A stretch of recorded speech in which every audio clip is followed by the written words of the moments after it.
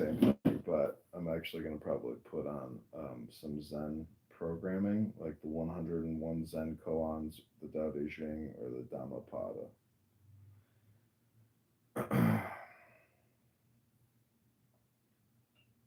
When I watched this mocking, man, they got a video. But first, this is chillism, and then we'll contrast it. This will be Aren't you exhausted yet, 60 Concrete? seconds, maybe. Don, I don't even want to fight with you, Don. Like, what's I your want to problem? fight with you, though. I know, but why? Okay.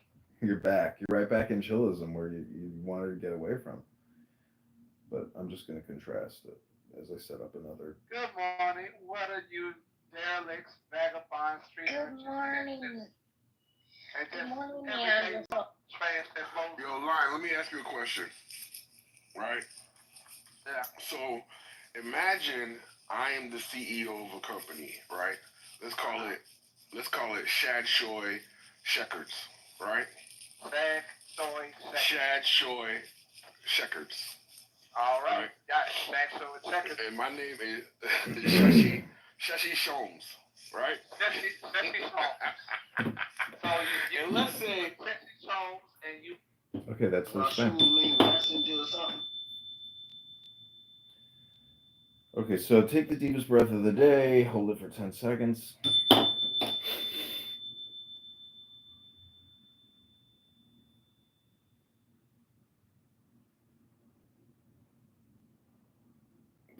Let it go and say, I am Zen.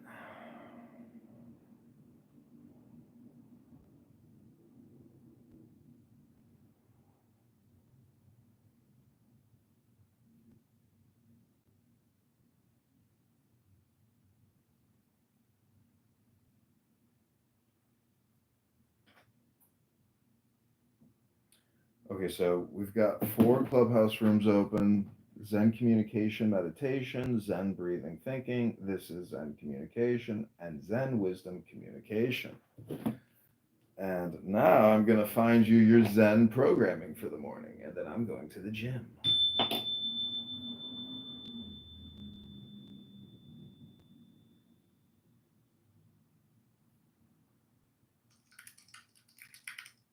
imagine using your skills and experiences to inspire young minds.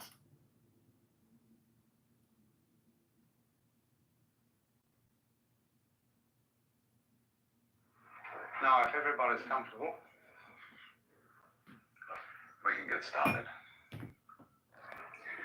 I've announced that this seminar is to be about the cosmic network. And therefore, we've got to spend the first evening understanding something about the nature of networks. Because in order to get the principle of a network across, I have to convey to you an idea which is extremely simple, but which is difficult to grasp only because we're not used to it. We are used to thinking as Westerners, as having a certain kind of language, and therefore a certain kind of logic that goes with it. We're used to thinking of the world in terms of the game of billiards. In other words, we are still thinking about our psychology, our bodies, and their relationship to the outside world in terms of what would scientifically be called Newtonian mechanics. And Newtonian mechanics has a very long history because it goes back to some of the atomic theories that people like Democritus, who were among the great pre-Socratic philosophers of ancient Greece.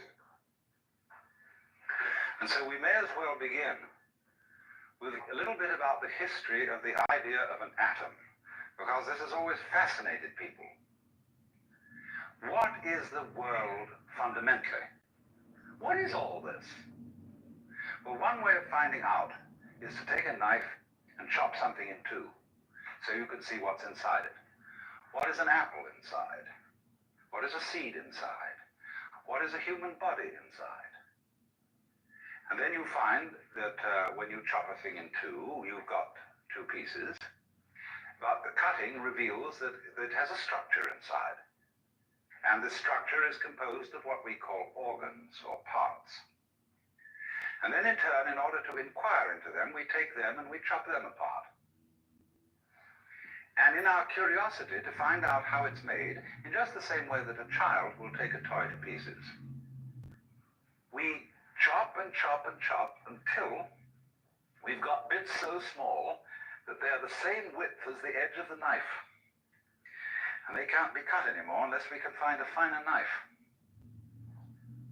And so when we get down to that bit beyond which there is no bitter, it is called in Greek atomos, which means the first letter a means non, tomos, cuttable.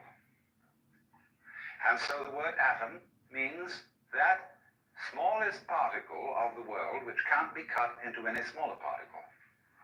That's the original idea of atomism. So then we went further than that to the notion that the world was built in the same sort of way that a house could be built of bricks or stones. The world is seen, therefore, as a composite of fundamental particles.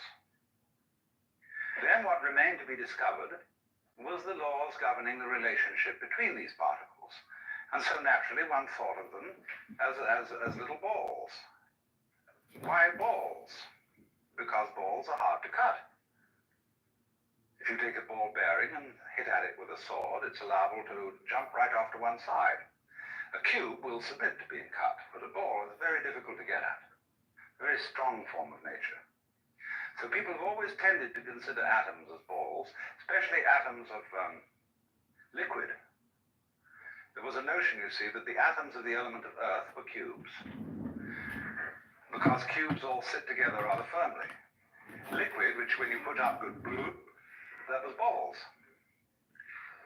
Fire was made of, if I remember rightly, pyramids.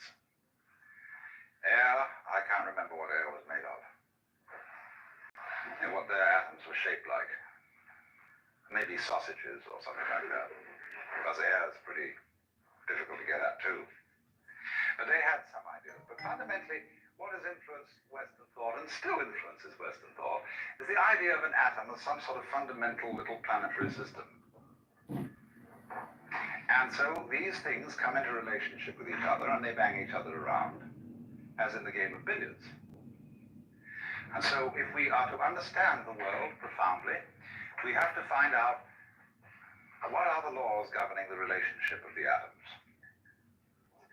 Now, you must understand, first of all, a principle about what are called laws of nature. We inherit the idea of laws of nature from our theology.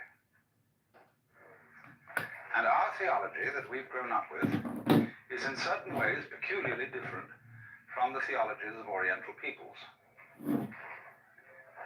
Jewish theology and Christian theology, which have entered very profoundly into the common sense of the average person, have an image of the world which is quite basically political, and we'll go further than that and say it's monarchical.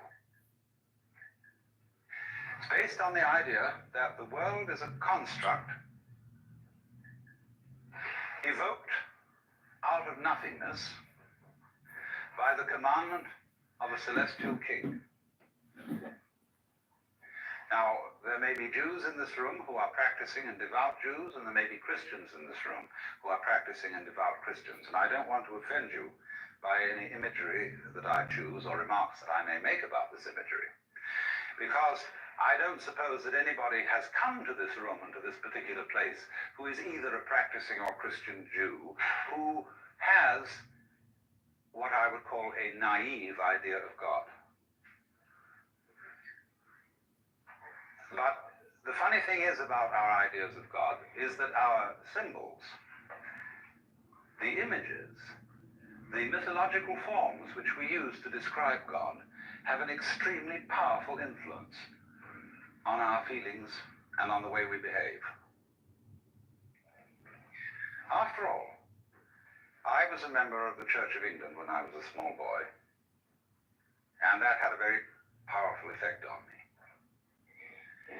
And in the Church of England, it's quite obvious, from an emotional point of view, as distinct from a very intellectual point of view, that God stands behind the King of England. And the King of England and the Archbishop of Canterbury and the whole hierarchy of lords and ladies and noblemen and officials who descend from this point are somehow involved, at any rate this is perfectly clear to a small boy, are somehow involved with the hierarchy of heaven. Because at morning prayer, to which we went every Sunday, the minister would pray a prayer which began, O Almighty Father, high and mighty, King of kings, Lord of lords, the only ruler of princes, who dost from thy throne behold all the dwellers upon earth. Most heartily we beseech thee with thy favor to behold our most gracious sovereign Lord, King George, etc. And so this was a very courtly procedure at which the clergyman, dressed in his proper robes, proceeded to the altar, which is a kind of earthly symbol of the throne of heaven, made due obeisance, and presented this petition with all proper humility. Now, these are things that if you're brought up in that environment, you take for granted. That seems to be the natural attitude to God. But imagine someone coming in from a culture where God is not conceived in the image of kingship. How strange he would find this behavior. Who's all this bowing and scraping? Because you know very well that places where they bow and scrape and where there are thrones are places of terror. Because anybody who rules by force is and must be basically terrified. That's why he has to have all these protections, why he has to be addressed in the right form of language. Say you go into a court today, an ordinary US law court. There is a very strict etiquette. And if you start laughing, the judge will bang the gavel and threaten contempt of court and all sorts of dire punishments. Because here, everybody has to be serious. It's like on the parade ground. All those Marines lined up, you know, and they salute the flag, and they have to have a very grim expression on it. Serious. And so, in the courts of kings, they have to be serious because kings are afraid of laughter. They're also afraid of being attacked suddenly. So everybody has to kneel down. Because if you kneel down or prostrate yourself, you're at a disadvantage. And the king stands or sits at his throne with his bodyguards ranged on either side. See, like that, we've already got the form of a church. The bishop at his throne, his attendant canons and clergy flanking him on either side. And so certain great Catholic cathedrals are called basilica. And basilica, from the Greek basileus or basilus, is the king. So the basilica is the court of the king. The very titles of God in the Bible, King of Kings and Lord of Lords, are of course borrowed from the Persian emperors. The Cyrus, which is the Greek word, Kyrios, meaning Lord. So the Mass begins with the invocation, Kyrie eleison, Lord have mercy upon us.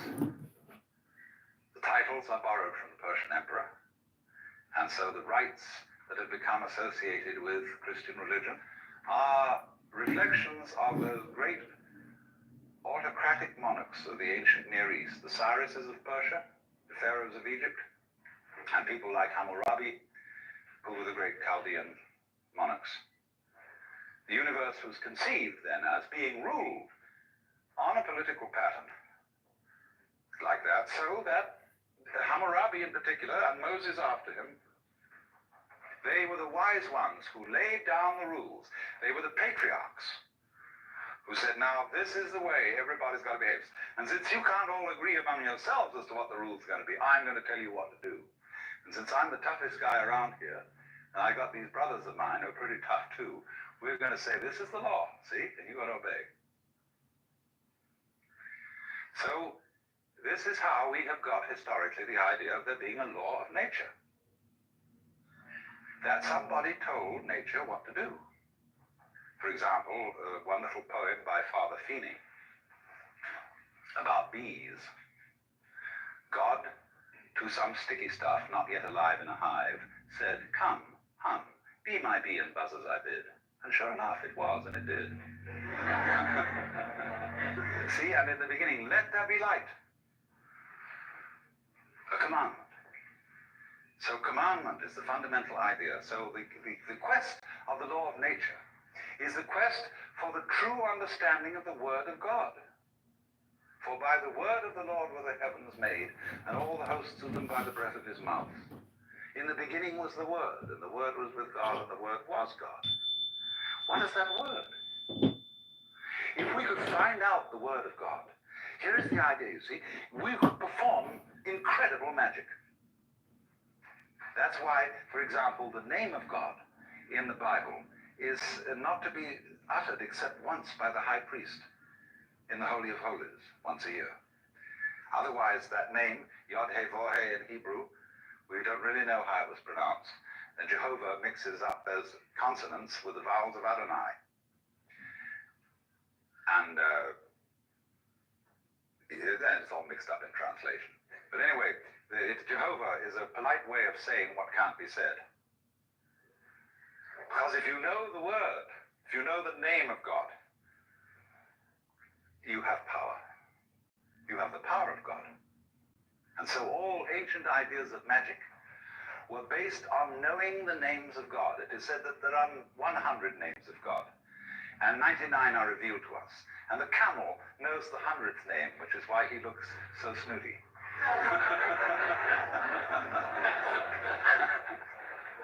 But so also, a person in what we now call primitive orders of society are loath to reveal their names. Because if I know your true name, I can utter it and have power over you. Now, you say, well, that seems a very naive idea, but it is exactly through the knowledge of names that we have Western science. And that is magic. That is through trying to understand the laws of nature. So that if you could understand the word underneath all the phenomena, you could change the phenomena and create magic. No, Bima, I haven't heard of that. Only this, that many scientists have got rather sophisticated and have realized that the word comes later than the event. But yeah, you should read Dao De Jing. I just reread it again over the past week and put it on YouTube in 60-second clips. So it's very, very wise, and you'll have a lot of amazing moments while reading it. Feelings. Beginning wasn't the word. Of course, if you want to make new sense out of the phrase "in the beginning was the word," you have to go to Hinduism, where they have the idea that Vak, V-A-C in Sanskrit, or speech, is the basis of creation. But by this, they fundamentally mean vibration. As sound, you see, is...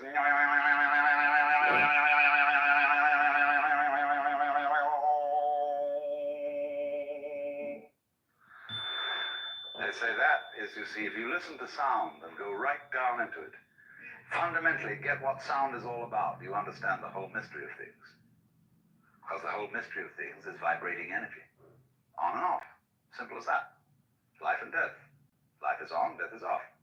Have to have off, have on, have to have on, have off. It's quite a relief. But there they say that's the beginning. Now, but they also say, in another sense, on another level, that the roots of Sanskrit, say the root form, say the word Buddha, comes from the root form Bud, which means to know or to be awake. Bhava, which means becoming, comes from the root Bhud, which means to grow. So on. Karma, doing, comes from the root Kri, to act. So they say, though, that the roots of Sanskrit are not simply the roots of a language, they're the roots of life. Because in another sense, altogether, you see, you create the world by the word.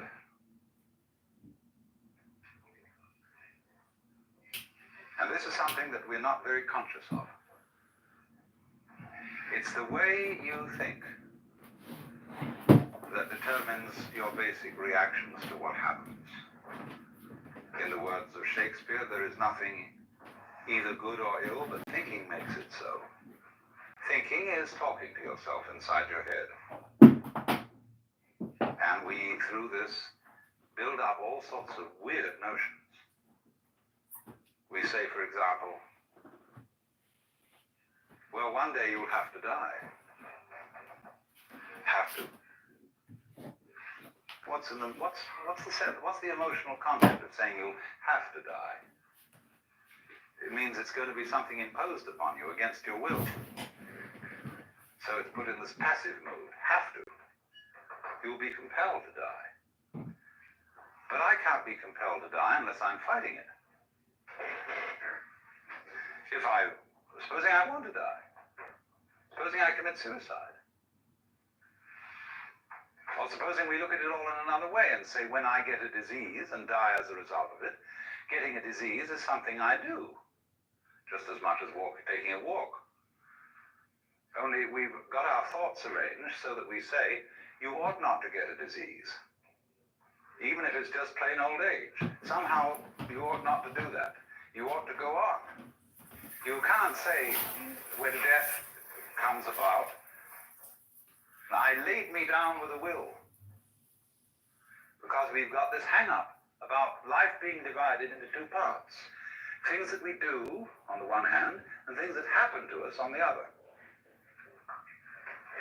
And Buddhists say, what happens to you is your karma. And people don't readily understand that.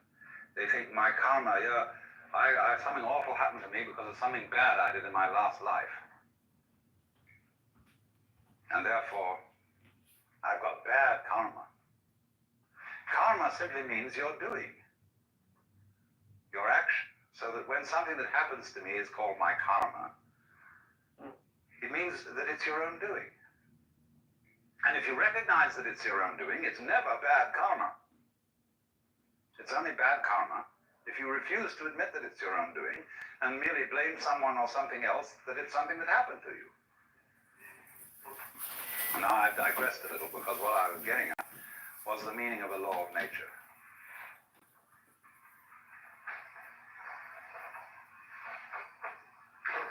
The laws of nature were taken over.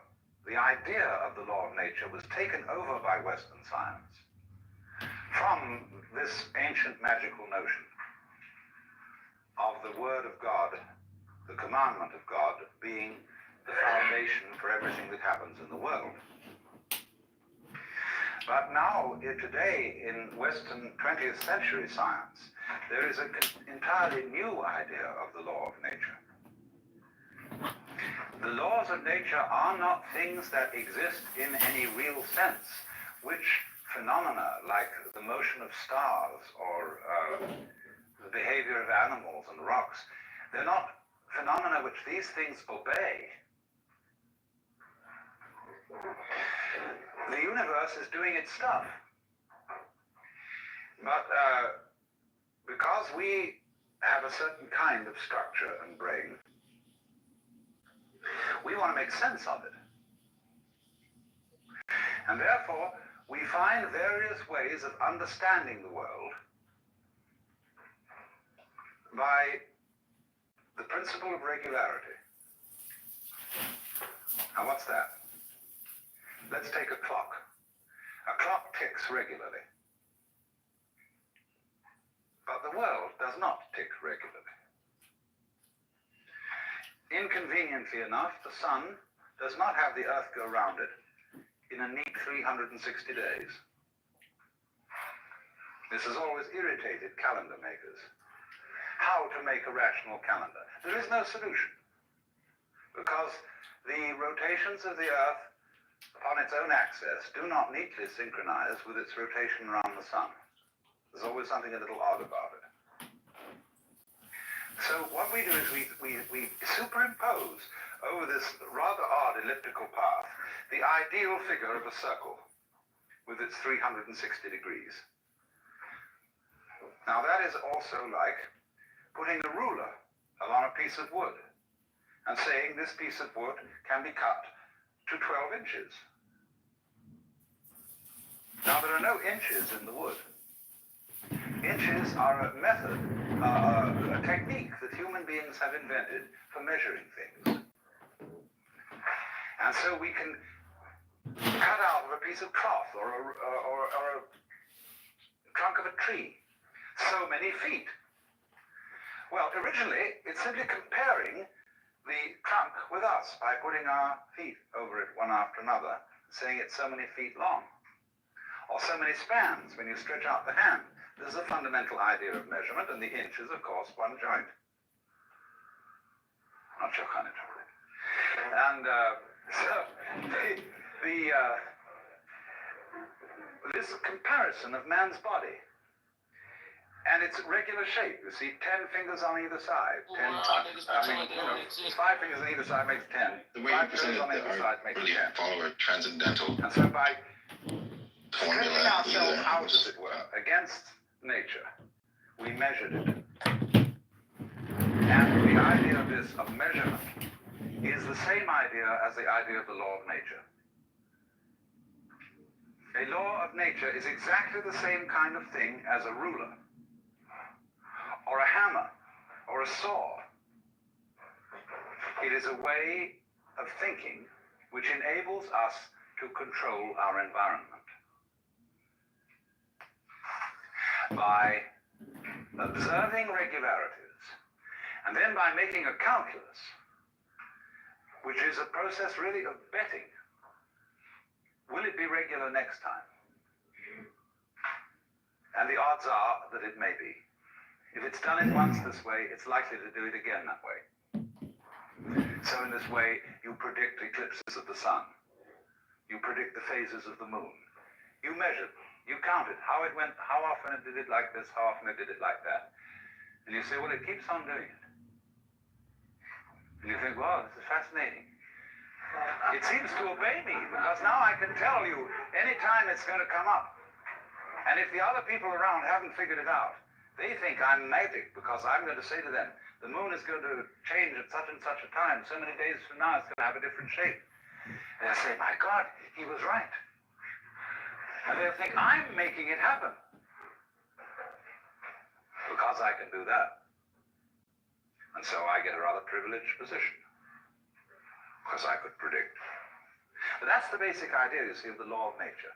The law of nature is a human network, like the lines of celestial latitude and longitude. They don't exist in the heavens.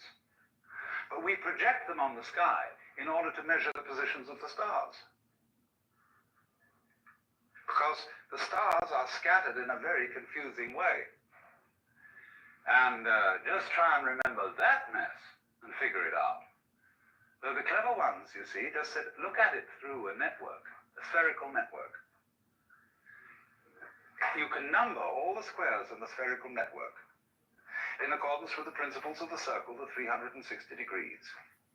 You've thrown the network on the sky. It isn't really there, see? Then to help you a little further, pick out some of the big stars and see if they make a shape. You know, this is like doing a Rorschach test. And you see, oh, look, there's one over there that looks like a dipper. Or some people call it a plow. And there's one there that looks like a cross. There's one there that, by some extreme wangling, can be made to look like a virgin. And all these lines that join the constellations together are our ways of projecting a pattern upon this great and glorious confusion so that we can remember it and chart it. But obviously, you can very well see that if you looked at this same pattern of stars from some completely different position in space, all those constellations and their arrangements would vanish. And you'd have to invent a new one. Because there is nowhere where the stars really are. It depends where you're looking from. So in this sense then, man in nature with his extraordinary symmetrical brain and its amazing complications figures it out. And it's man who introduces the law into the world. He invents it. But in a way, invenire, to invent, is to discover. But what we discover, in a way, is not something that's out there. When we invent the laws of nature, we are discovering something about ourselves and our own passion for prediction, for regularity, for keeping things under control. Therefore, there has to be a law.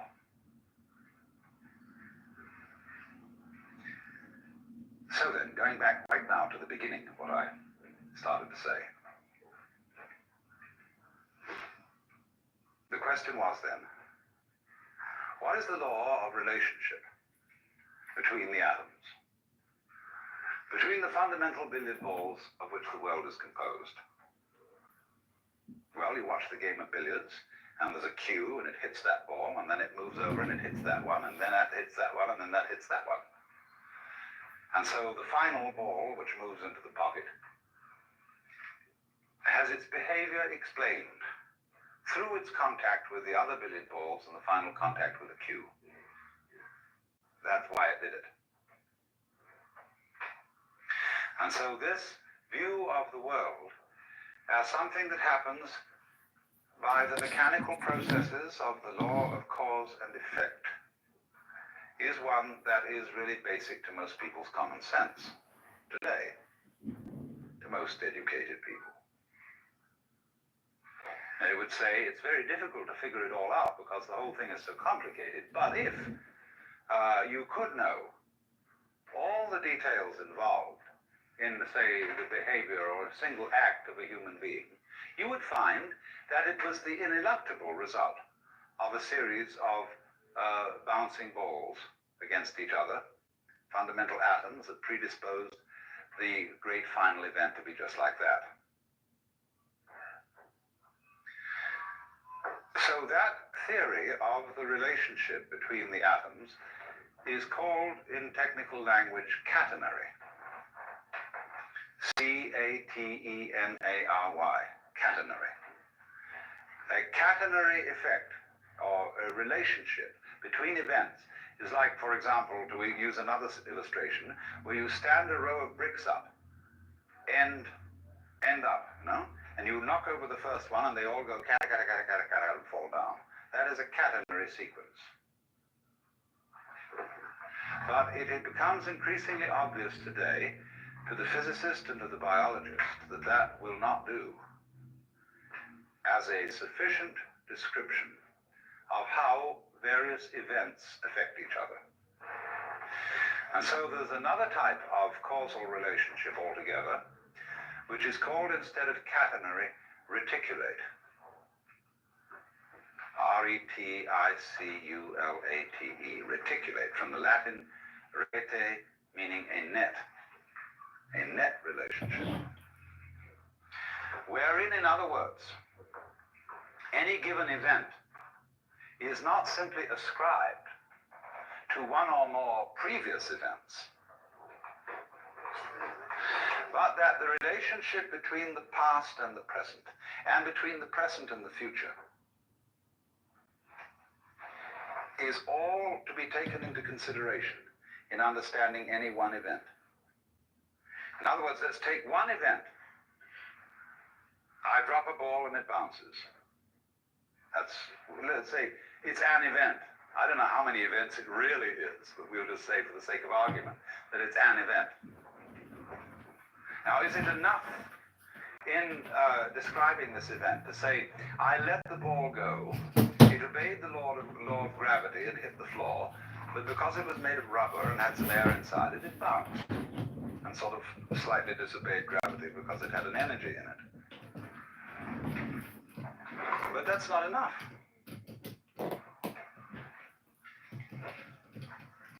Because that the ball dropped, that I let it go, that it bounced, depended not merely upon a historical sequence of events that you can lay out in a string along a line of time.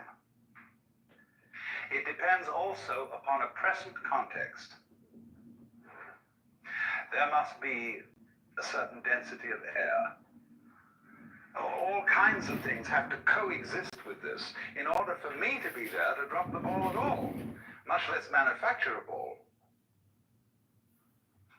So that what happens must be considered not merely as a historical phenomenon, but it must be seen in context. Context is terribly important because it isn't just when a thing happens that is important, it's where it happens. In what setting? So that you could say that my blood in my veins is in a certain setting. In a test tube, it's in a completely different setting. And in a test tube, my blood is not behaving in the way it behaves in my veins. And therefore, it's not the same thing.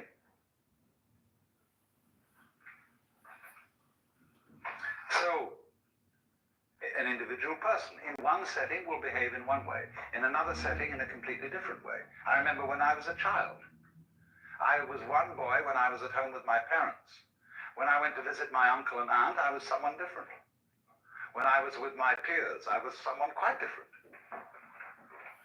Because I changed according to the setting, and children are very well aware of this. It's only as we go on that we keep having it drummed into our heads that we ought to have a consistent character, because we're influenced by novels, where the characters are supposed to be consistent. And so you ought to have a consistent character. You ought to behave the same in all circumstances and towards all people. That merely means you become inflexible. So what things are, therefore, depend on the context in which they're found, upon their network relationship to everything else that's going on. And one of the reasons for this, which is going to lead us to something more profound but much simpler, is, of course, that the whole notion of a thing or of an event in nature and of causal relationships between different things and different events is a purely abstract idea that does not really fit the facts of nature at all. In nature, in what this physical world that you feel when you hold your head, or hold somebody's hand, or just breathe, in that world, there aren't any separate events.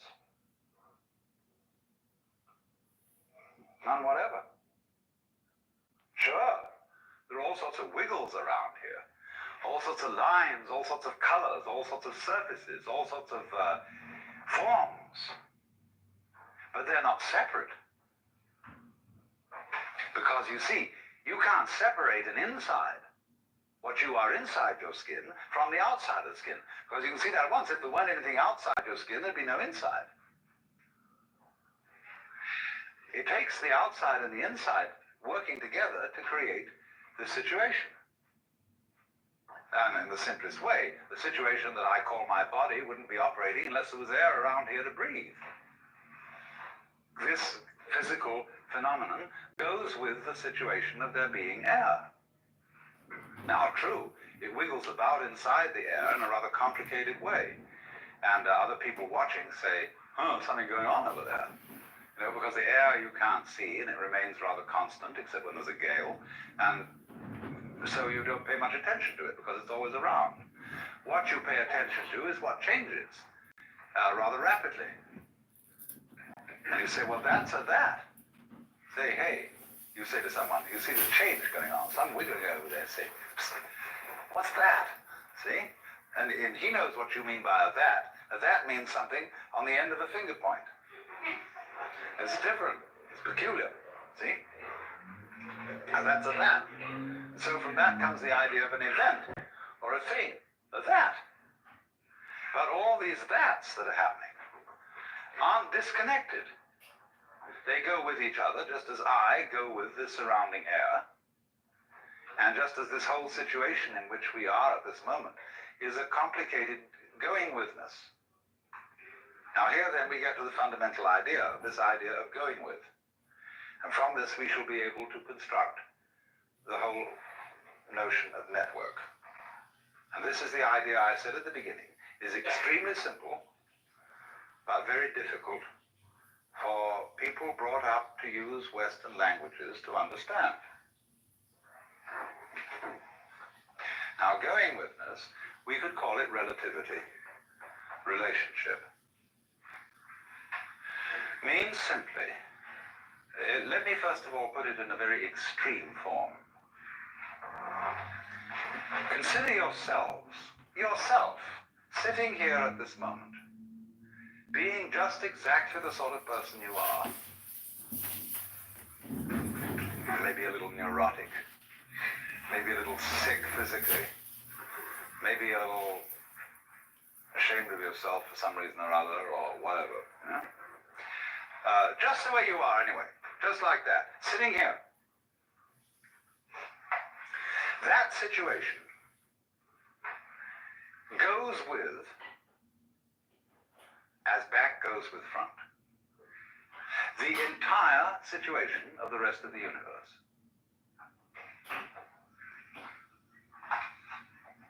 Now, you, as you are, exactly the way you are, and you really don't know what that is. You may have some opinions about it, but you really don't know. That goes with the way the whole of the rest of boundless being is arranged. Now, it isn't that the way the rest of boundless being is arranged is determining you to be the way you are. Or if it is that, if that's true, if it determines you, then we must also allow the other side of the picture that you determine it. It's your karma. You did it. But you say, no, but I didn't help it. It did me. And you can say, tisn't, like two children arguing until you realize that the argument was stupid. Because you and it are one event. It isn't a question of it controlling you or you controlling it. It's all one event. As Teilhard de Chardin said, the whole universe is the only true atom, the only truly indivisible whole. The human being, though, finds this difficult to understand because we're always telling each other, now you should be different. You ought to change. Don't be like that. Now listen, you're sick, and I got a system. See, I got a system. I've got a real school here, a thing that's very important, and you should come and study with that. It may not be mine, it may be some big sage or pundit that I know, and you should come around and study that. And I've thought about this for a long time, because I've heard every kind of opinion of all the sorts of things that I should do in order to get myself into shape. And I realized that if I followed this advice, I would spend my entire day doing exercises in preparation for life.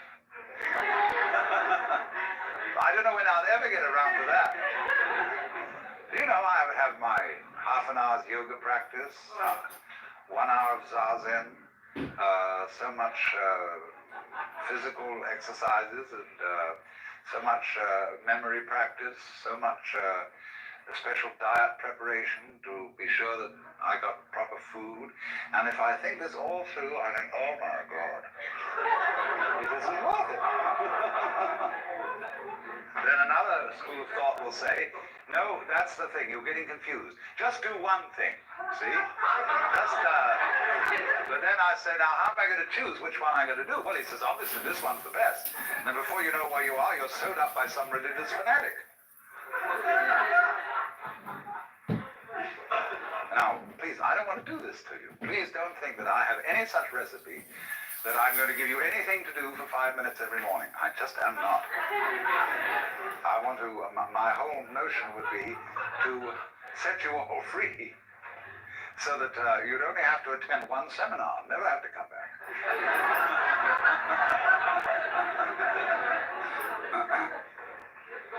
That's the idea, really. Because I know that so far as my own livelihood is concerned, that there are always more people. And if, no, I don't collect the following and just send them all away. There are plenty more people to fill the vacuum. But this is the whole idea that we're going to work on of a net. That you are like a dewdrop on a multidimensional spider's web early in the morning. And if you look at that thing carefully, you will see that in every dewdrop, there's the reflections of all the other dewdrops. So the way that dewdrop looks goes with the way all the other ones look. See? The particular glimmer in it and so on. Its peculiar position, and everybody has to have a peculiar position in the cosmos. The reflections in every one of them are different, according to the position they're in and the other dewdrops that they reflect at such and such angles. But nevertheless, the whole network, all the dewdrops, depend on each individual dewdrop. And each individual dewdrop mutually depends on all the others. And that's the sort of a scheme we're living in. And it a little bit affronts our logic at first, because we say, I can understand that I depend on this universe, because after all I need sunlight and air and water and the help of the society and all that kind of thing. I needed a father and mother. But looking at it from the other point of view, I find it very difficult to see how the whole thing depends on me. That's because we've been brought up with a put-down theory of the individual. No, children should be seen and not heard. You are the servant and subject of God, and don't you ask impertinent questions. Or another way of putting us down is to say, well, you're just a piece of a fluke in a mindless mechanism. See? So we always managed not to find out that the relationship of the network is mutual. It runs both ways. That it depends on you just as much as you depend on it. Because you see, it's you with your ingenious brain that, for example, turns vibrations of air into sound. You turn whatever the sun is doing into light. You turn whatever the air is doing into a sky called blue. There is only blue for a brain. It's just like if you hit a drum and it's got no skin, it won't make any noise. So it's the tight skin that evokes the noise out of a moving fist. No skin, no noise. So you, as the reflector, like the dewdrop reflects, you, as the so-called reflector of all that goes on, by the constitution of what kind of a reflector you are, you evoke what we call sun, moon, and stars. I was talking to the 17-year-old girl, not you, when I said the annoying thing, you know? And then they kicked you. But it was funny because you thought I was talking, everyone thought I was talking to you. Oh man. So I'm listening to Alan Watts. It's an interesting lecture. I hope you have a great day, but I have to get going. And anything else you want to say before I hit the play button again? Yeah, you're always on the run. Yeah, I got to get to the gym. Oh, she's always on the run. Nebulae. Vast spaces. They're only vast in relation to you. They're not really vast. Only if you compare them with yourself, they're vast. They could be considered very tiny. Or equally, the space between two sides of a hair could be considered vast if you want to think about it that way. I mean, if you really want to go into a hair, an awful lot between one diameter of a hair, you know. And if you think about it a long time, you'll think it's what we call a vast subject. Study it. Well, from microscopy, it is a vast subject. Depends on the attitude, you see. But the basic principle, the thing I really want to try and get across, is this idea of going with the universe around you is your outside, just as much as the organs inside your skin are your inside. You go with it, in the same way that the stalk goes with the root or with the flower. And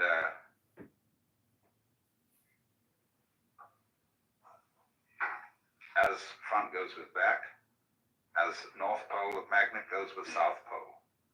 This principle of relationship governs everything. I wouldn't say governs. I'm only using the wretched terms that we have to use out of our language. It underlies everything.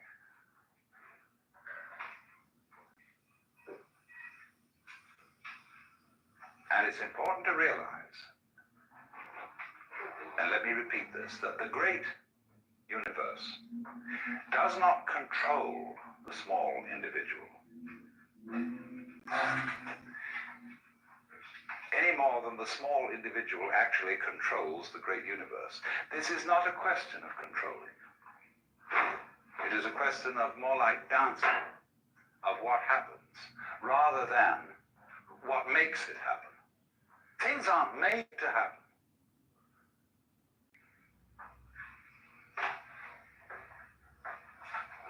Only if you insist that a certain event is quite separate, then you can think of it being made to happen by the events that came before it. But if you realize they're all parts of one event, or different aspects, different phases of one event, then you see it happening and you don't see anything making it happen. Forcing, that whole idea of things being made to happen, in other words, goes back to the idea of a universe that is based on a monarchical image, where the boss says, damn it, you do that, and the thing can't help it, and so it's made to happen.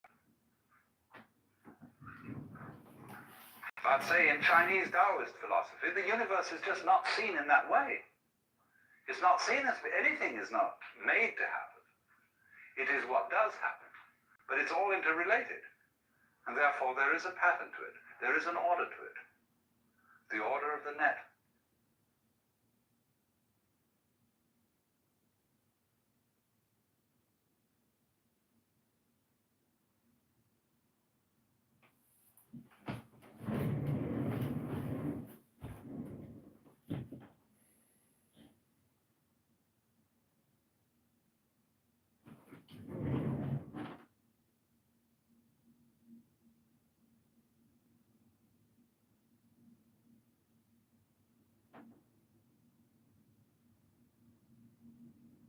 Event, which is the two different concepts.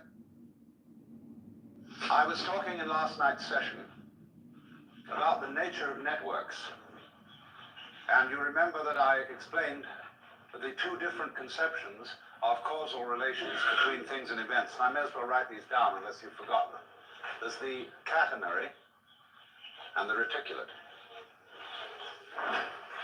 In this kind, things and events are explained as being links in a causal chain. And so every particular happening that is identified as a thing or an event, which is, however, quite an arbitrary kind of selection, is explained by its past, by the chain of events which lead to it in a causal sequence. On the other hand, in thinking of the reticulate relationship, a thing is explained not simply by its relationship to past events, but by its context, that is to say, its relationship to present and future events as well as past, so that every event becomes something in a network. Now, you will very well understand that when you see the knots in a network, or better, the squares of the net, they're all held together by each other. Imagine the kind of network where instead of there being, something like knitting, in knitting, the stitches are all held together by each other. And if something breaks at one point, the thing starts raveling. So the reticulate view, or the net view of the universe, is one in which the Buddhists say everything mutually interpenetrates everything else. So as I was trying to make the central point, the point of implication, point of relativity, that things go together like two sticks standing are on the ground in this way, you see, they give each other mutual support. Or like the three rings in the Ballantine beer trademark, or the Christian symbol of the Holy Trinity. Those rings interlock.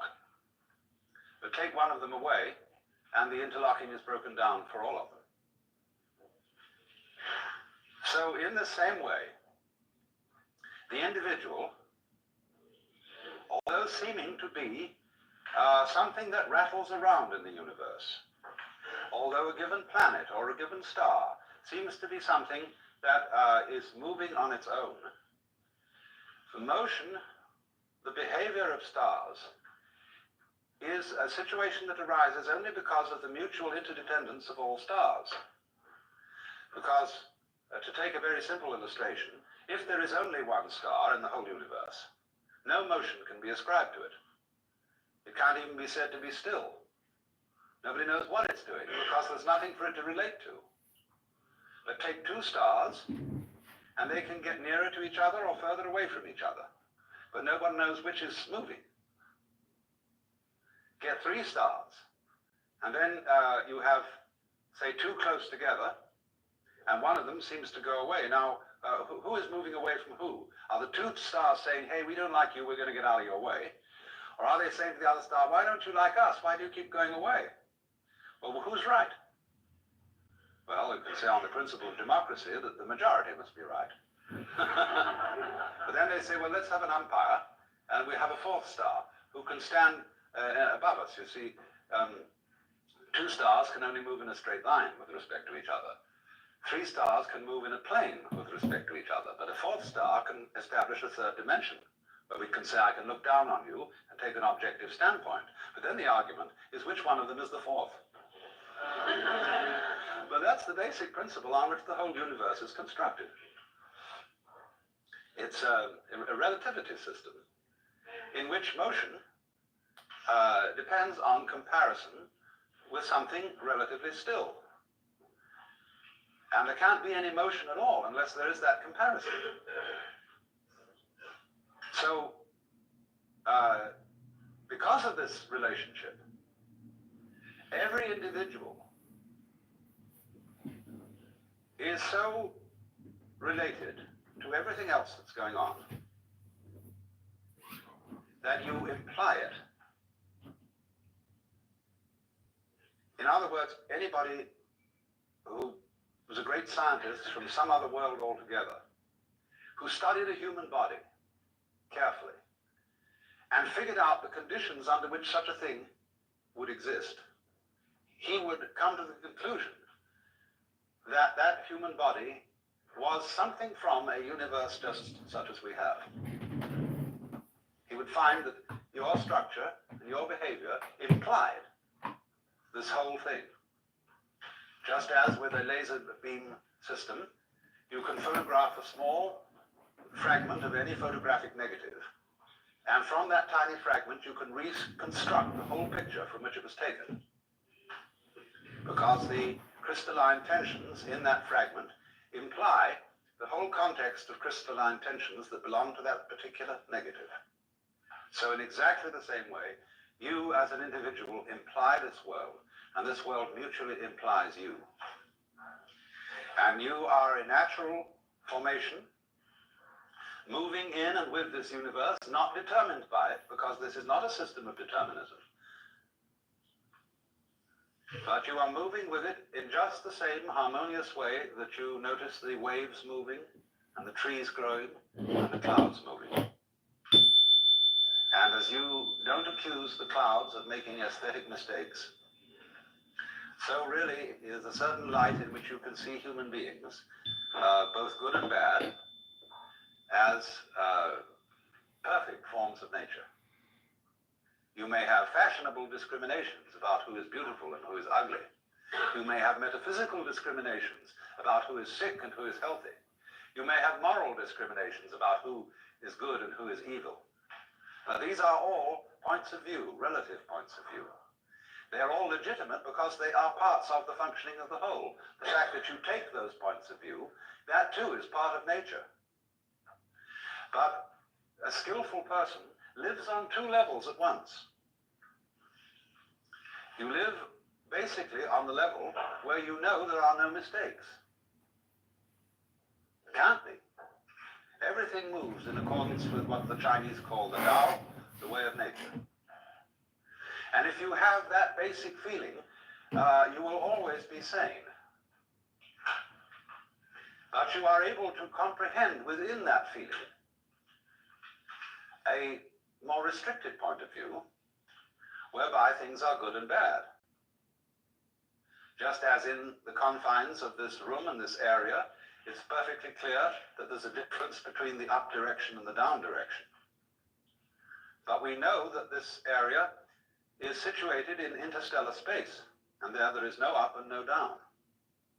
Now, the second situation doesn't contradict the first. But if you have only the discriminatory point of view, if you take your fundamental stand as a being on the difference between good and evil, you get in the Christian hang-up.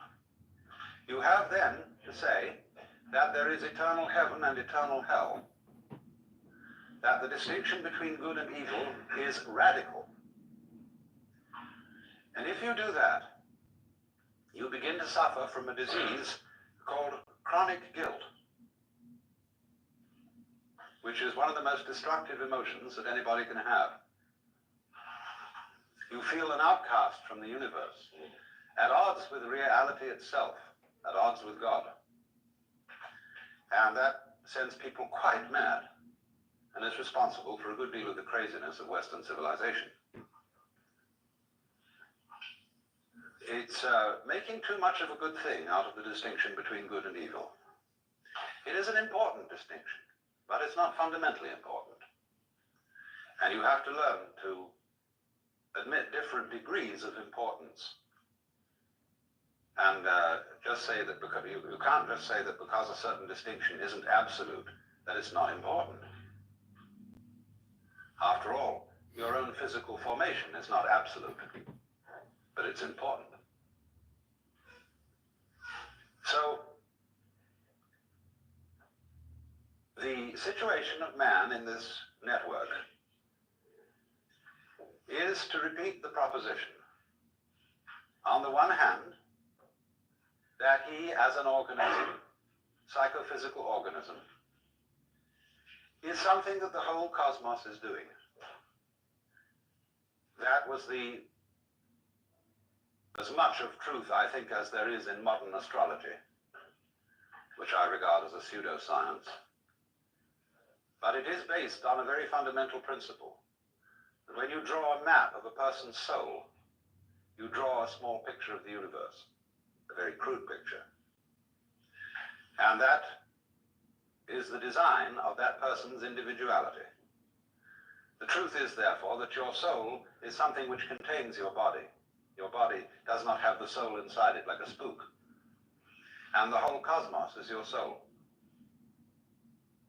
So the cosmos is doing you at the point you call here and now.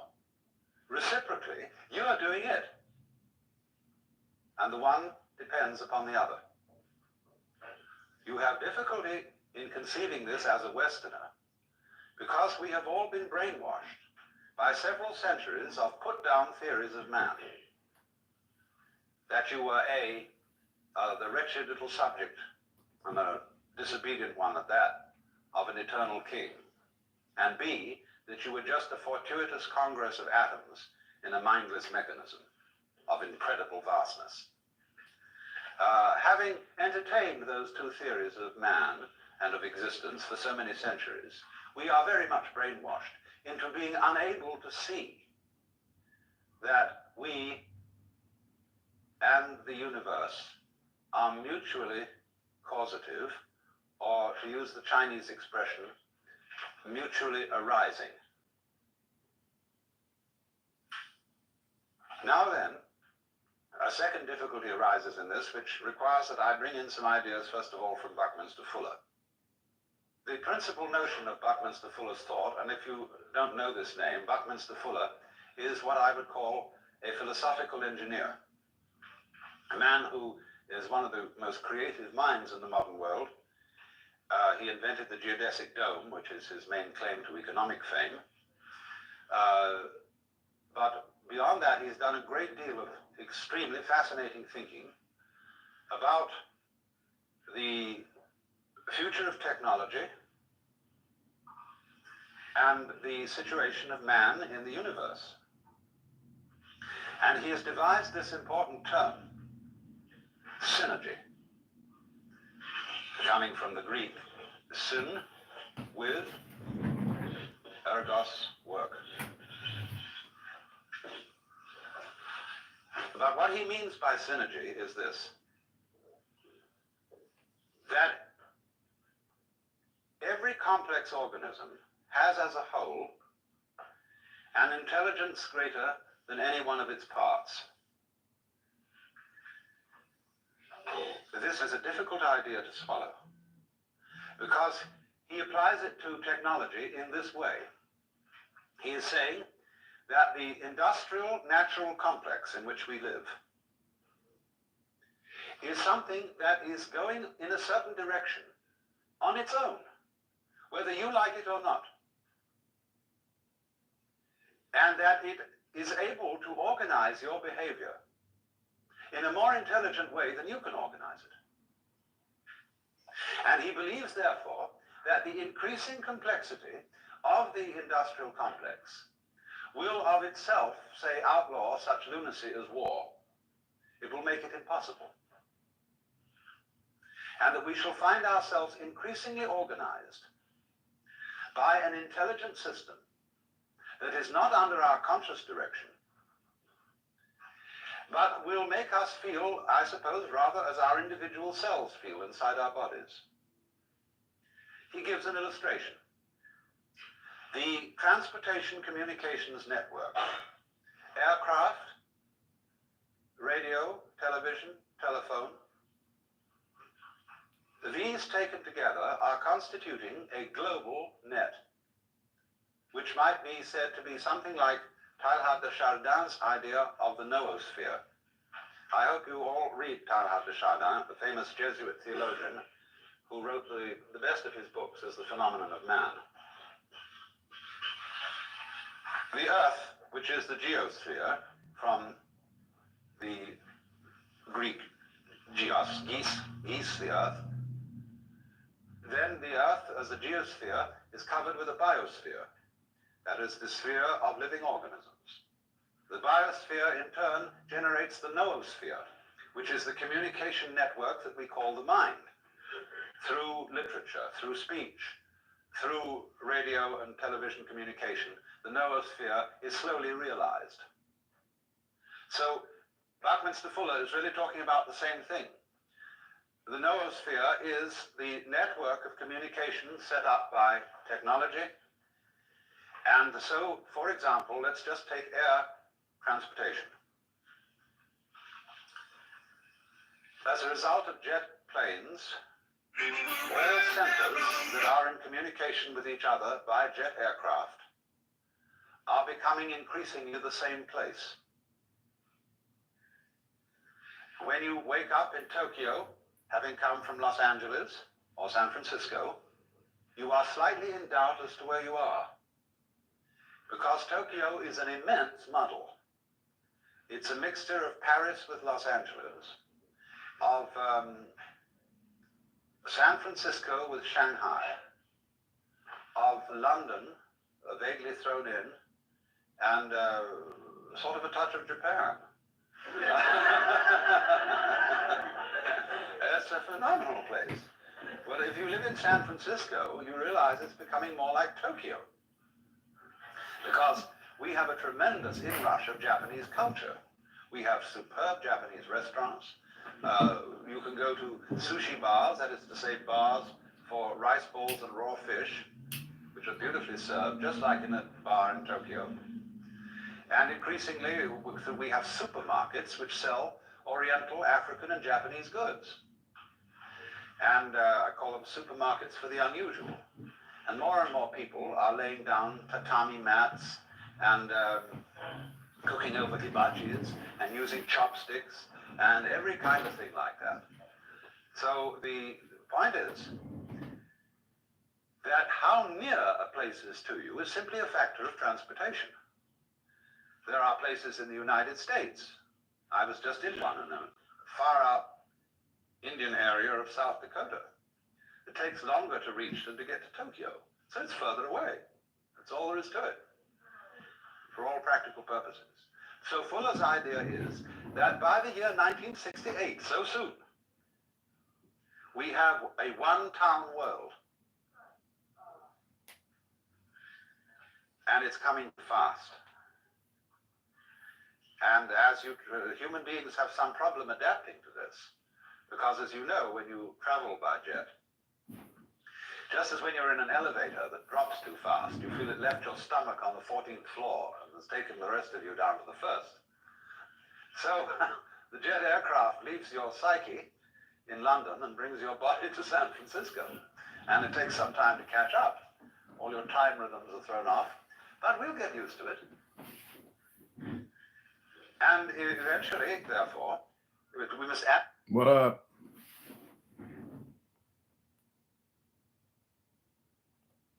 Yo, what's going on? Can you hear me?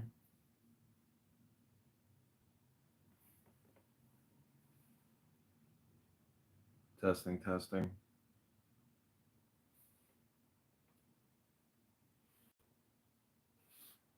I don't know, it's not working.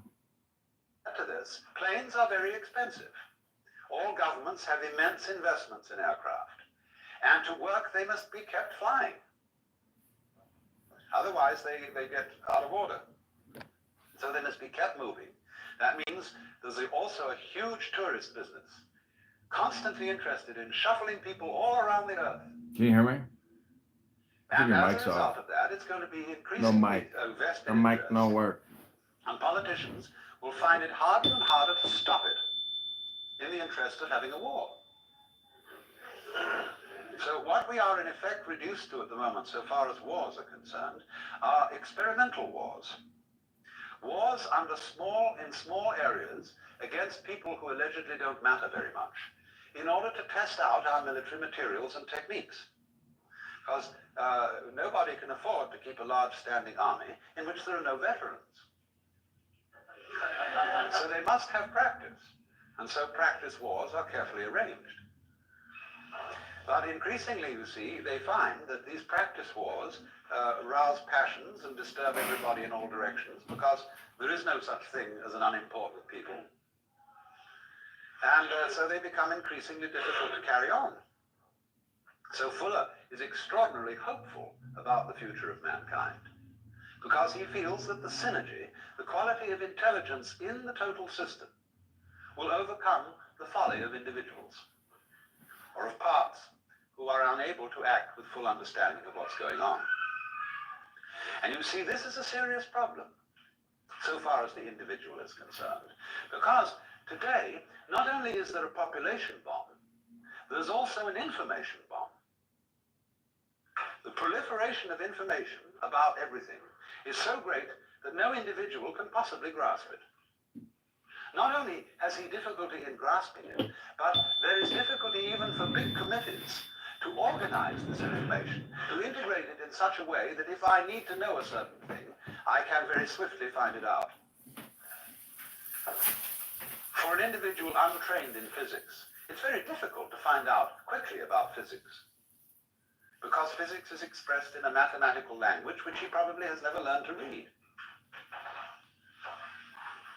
So the time lag in scanning, you see, all consciousness is a matter of scanning.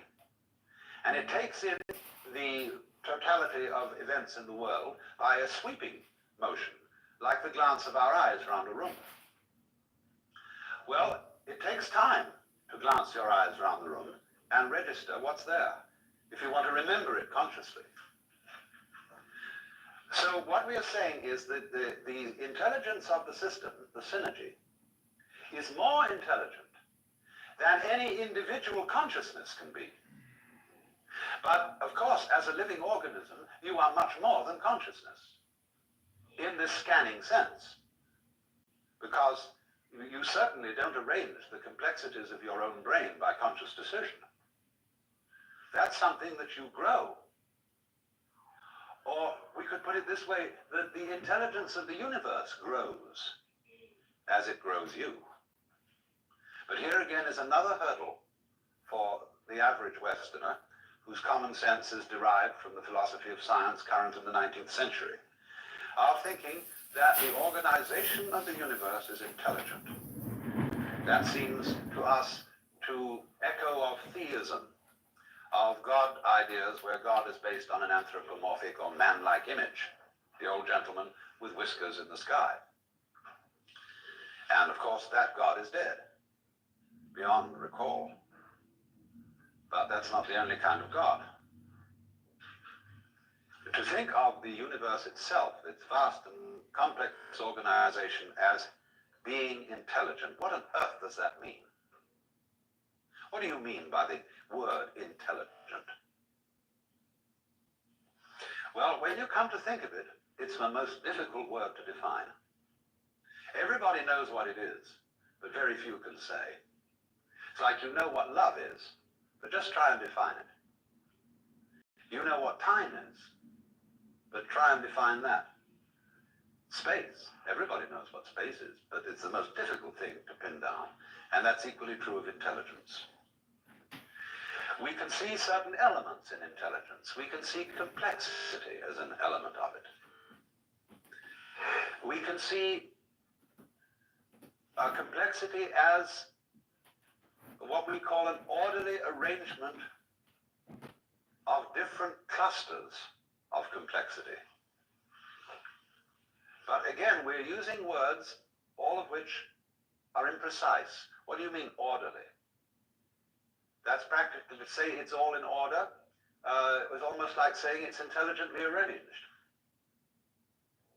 We recognize these things, but we are not quite sure what we mean by them. But we recognize them at once. And for example, if we begin with the pure hypothesis that we ourselves are intelligent, and let it go at that. If we're not, then nothing is. But let's, for the sake of argument, say that we human beings are intelligent. Now, if that is so, then the environment in which we live must also be intelligent.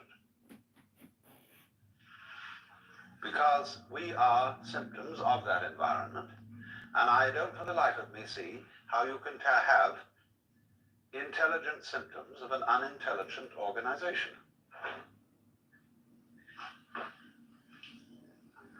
We belong in this world.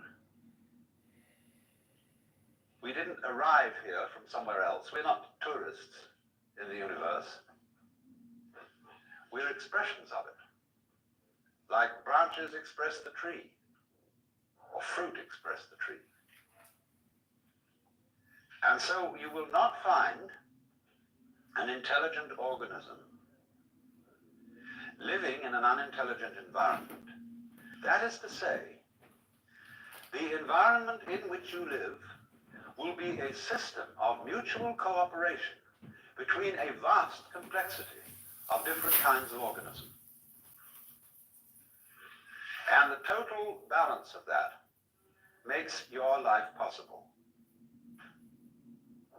In other words, human life goes with, as front goes with back, an extremely complex bacteriological world, which sometimes diseases us, but most of the time assists us by its colonies, its societies, its methods of reproduction.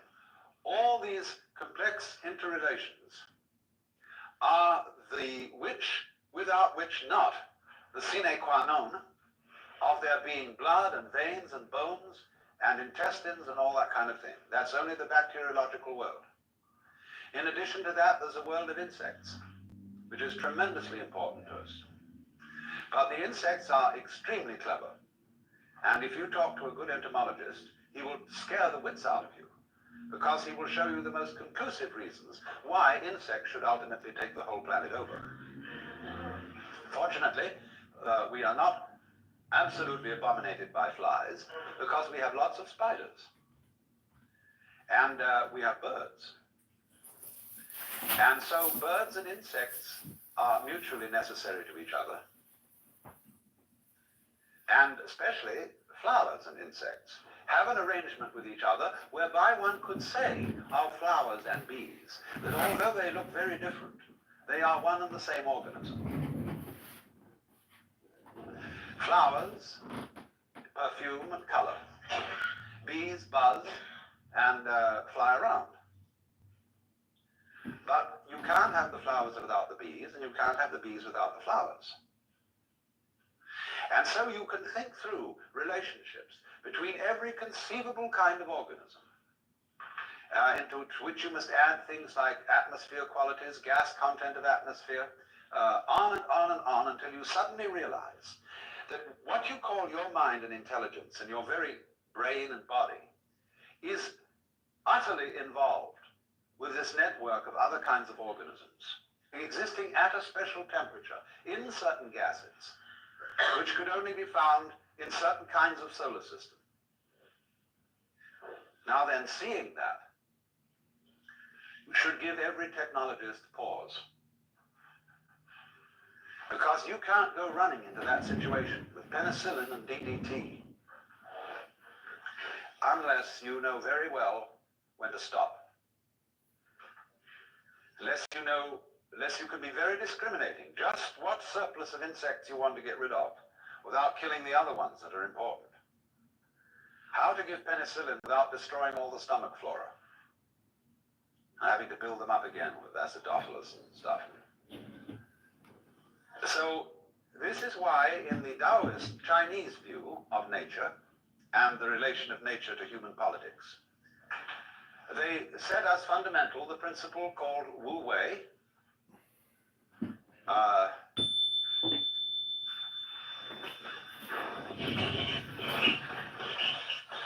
Wu Wei.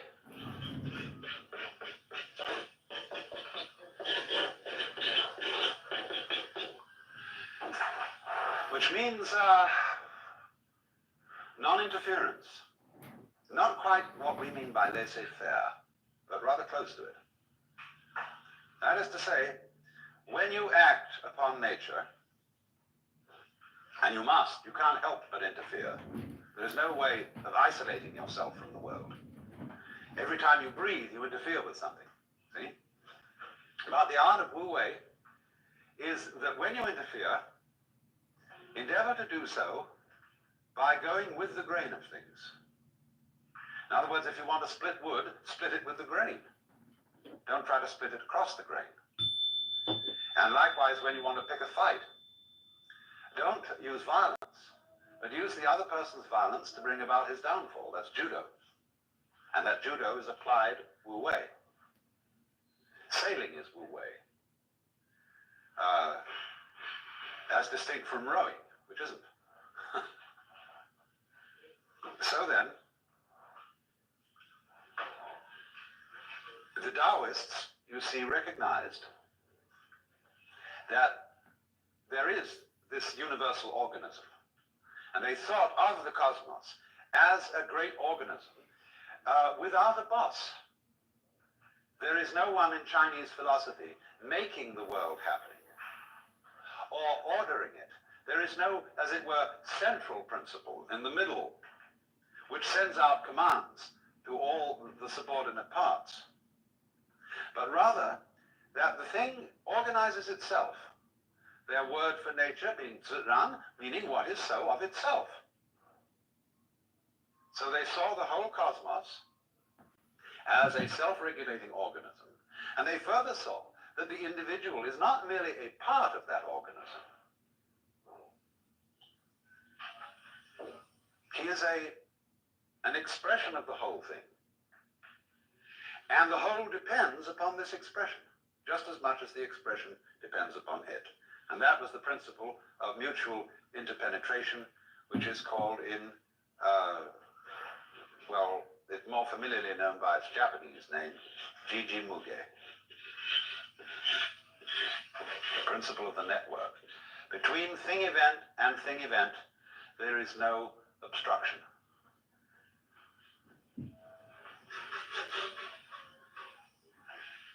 But you see, it remains to us a bit of a puzzle to say that all this is an intelligence, because we can think of all kinds of objections to it. We can think, if by some conscious science we were able to construct the universe, we would do it a little differently. We would have improvements to suggest upon mosquitoes. We would, perhaps a great surgeon might suggest that the human body be organized a little differently. We can think of dozens of things. But you find the curious thing is this. When you try to think out carefully how to improve the world, and then you realize is what the consequences of your suggestion would be, you wouldn't like all of the consequences. Hence the saying, be careful of what you desire, you may get it.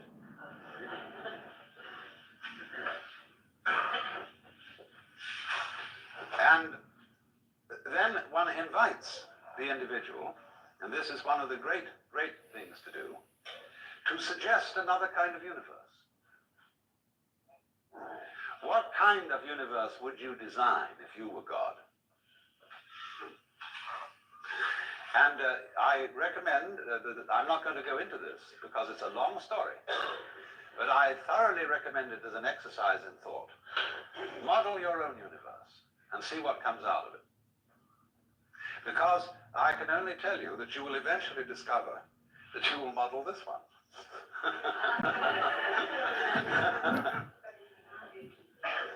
And you'll find out, you see, that it's based on certain absolutely fundamental principles, which of course includes the game of hide and seek. Now you see it, now you don't, which is vibration, which is the same thing as energy. You've got to begin with that. But once you start with that, it implies the rest. Because all that we see around us is just a fantastic combination of black and white elements of what the Chinese call the yin and the yang, the negative and positive forces. And it all leads to this, but in an incredible dance. So then, you have difficulty, though, of course, in seeing the world as an organism. Because when you look out at the stars, you are in roughly the same situation or relationship to what you are seeing as when a physicist studies the constitution of the atom. He will make a map of the behavior of the nucleus in which there will be various rotating particles or wavicles. And you will see something which looks like a mathematical design and doesn't look like an organism. Because we expect an organism to be a kind of gooey thing with blood and flesh and wriggles and so on. So if you looked only through the microscope, you wouldn't see the organism. But when we look out at the rest of the universe, we are, as it were, sitting down on one of those electrons, looking through a microscope at the rest of it. And therefore we don't see the sort of total design it makes up. That's much too far away from our conscious inspection. And this is one of the reasons, then, why it's difficult for us to formulate the idea that there is an intelligence operating here. Because all we see is a firework display, this tremendous display of radioactive mud and gas. And one would say, well, it's just a kind of a contraption that happened to arrive there, and that's all there is to it.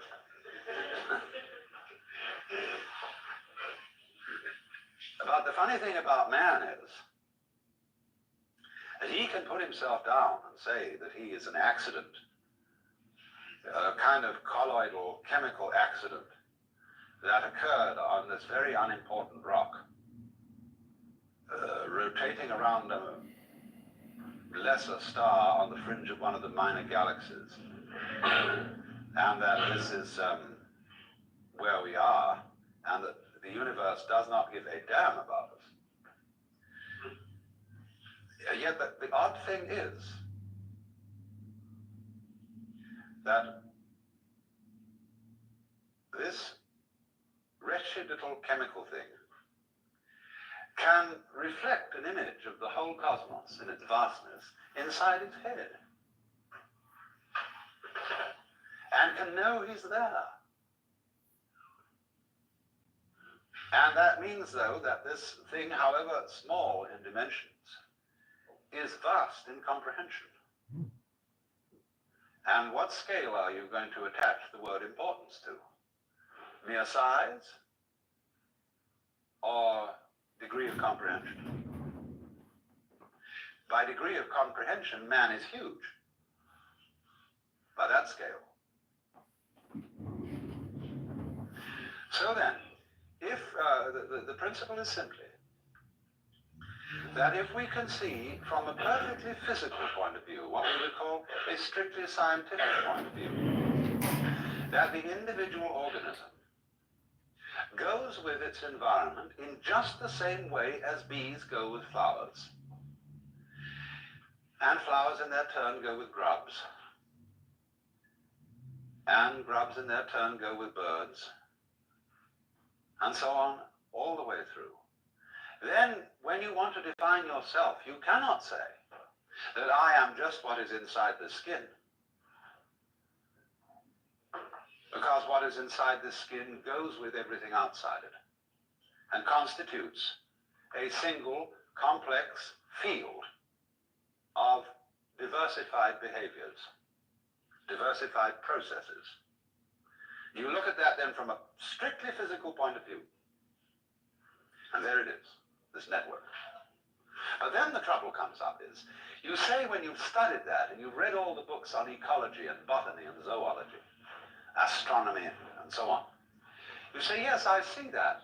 That's quite true, theoretically.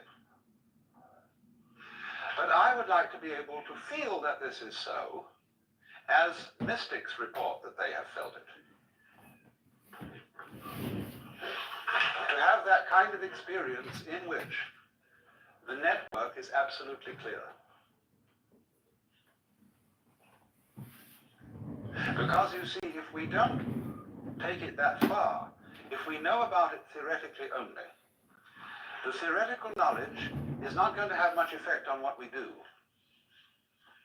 But knowledge of a more emotionally compelling nature will indeed affect the way we act with respect to our environment. And may, in fact, prevent us from destroying our environment, as we are now very busily doing.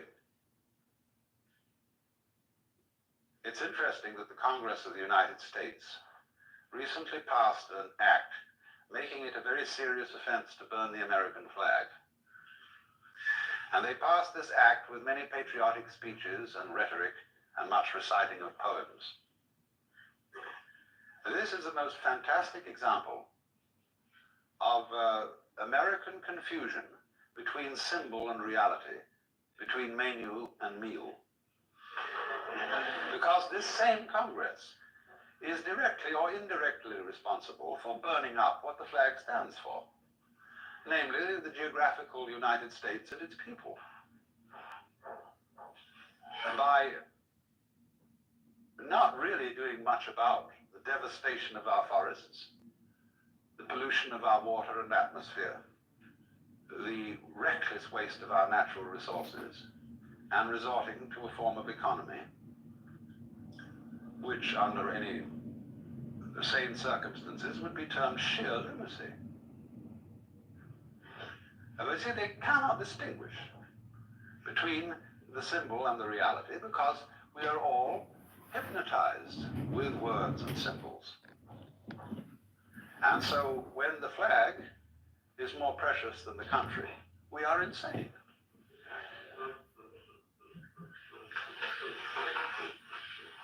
When you say, I love my country, and what you mean by that is you feel certain emotions when you salute a flag, you don't love your country at all. because to love the country means to participate in its life in a loving way, in a considerate way. And after all, our animals are, in a certain sense, members of the United States. The birds, bears, all these lovely creatures. And what we are doing is we are getting rid of birds at a fast rate. We've reduced certain populations of birds by as much as 75% in the last few years, because they eat our poisonous insecticides and so on. And eventually they get into us. That's love of country.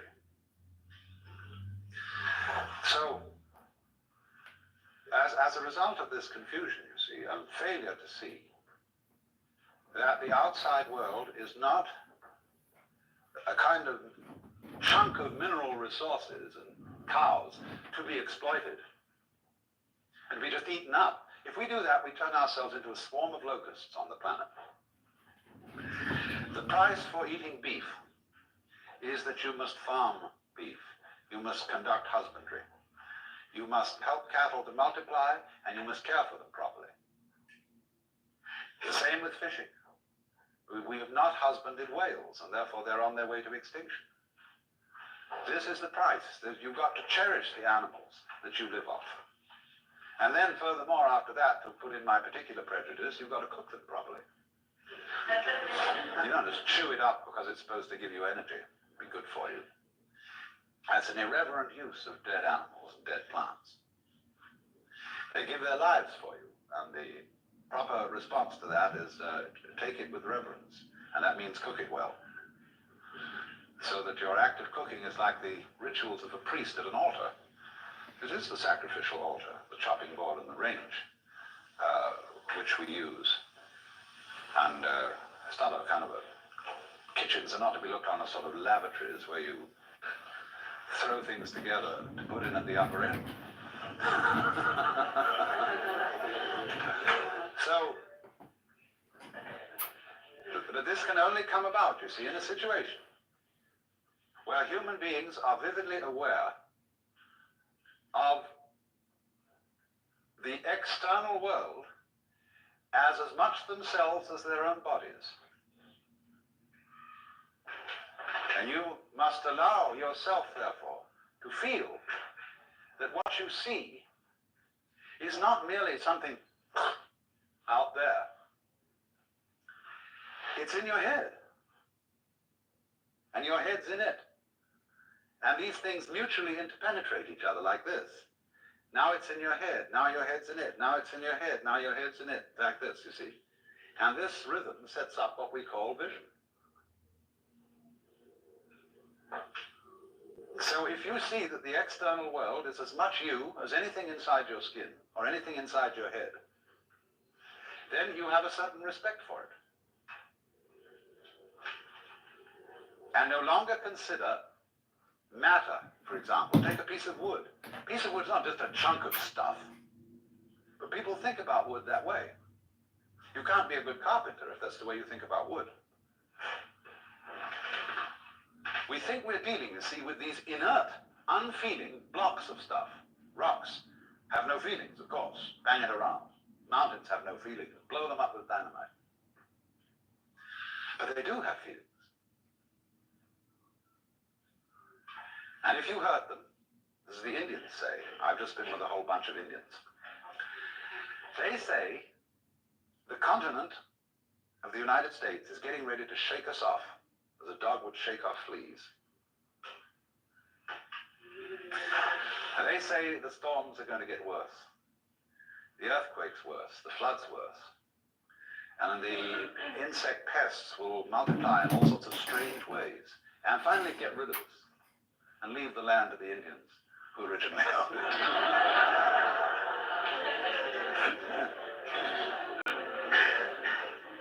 Let's have a brief intermission.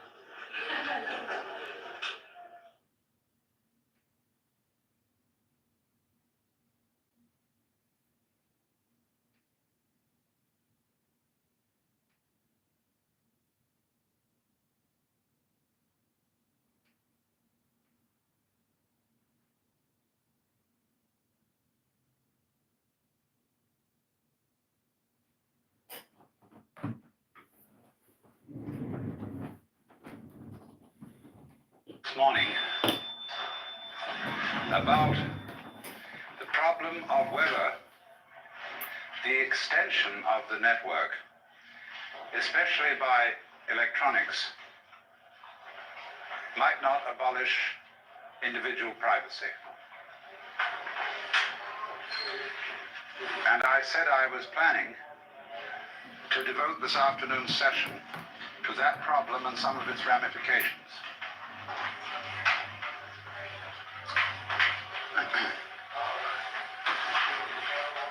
This, of course, is the area of the problem with which Marshall McLuhan is very largely concerned. For he has pointed out that just as the wheel is an extension of the feet,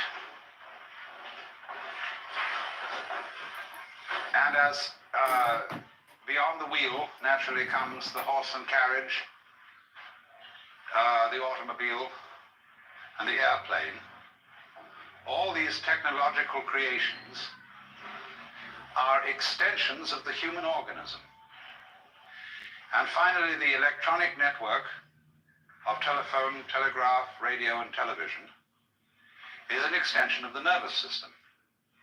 And into that we must throw, as an additional extension of the nervous system, the computer. The computer into which data can be fed from the files of the insurance companies, the Internal Revenue Service, the police, the credit agencies, everything. So that in a matter of seconds, when an individual is identified, an enormous amount of information about him can be instantly known. In a rather similar way, the time is not too far ahead when you will be able to have a box about so big on your desk, which has a little screen on it and a dial. And after dialing a key code, you will dial the catalog number of any book in the Library of Congress that you want to read. And at any rate that you wish, the spread pages of that book will appear on your television screen. And you can get it right like that. When we get to television worked with the agency of laser beams, you will of course be able to see solid three-dimensional images in color projected in a certain area, and you can walk around it. I haven't discovered yet whether you can kiss it.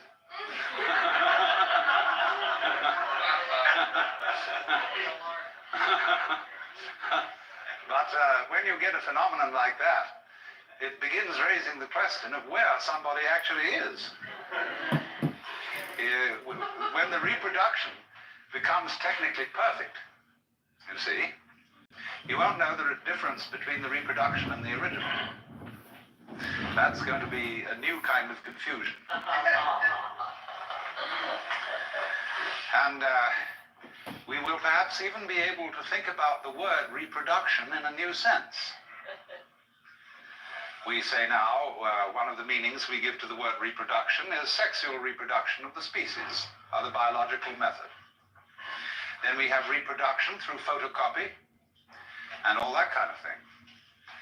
Let's suppose, too, that we begin increasingly to be able to manufacture the parts of the human body in very perfect kinds of plastic. So that when your heart goes wrong or your kidneys go wrong, the surgeon will simply replace them with a plastic reproduction, which will work equally well. And perhaps they'll never be able to reproduce in plastic the brain, but they can at least put in there a radio device which will connect with a computer system of some kind, which will do the same job.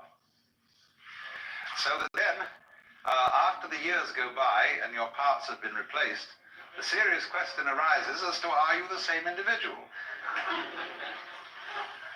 And we would say, well, no, you've been entirely replaced. Of course it does. You're being replaced all the time, though by a different method. And just as, say, an institution like the University of California which is a very rapidly changing university. For some mysterious reason, it remains the University of California, recognizable as such, even though the students, the faculty,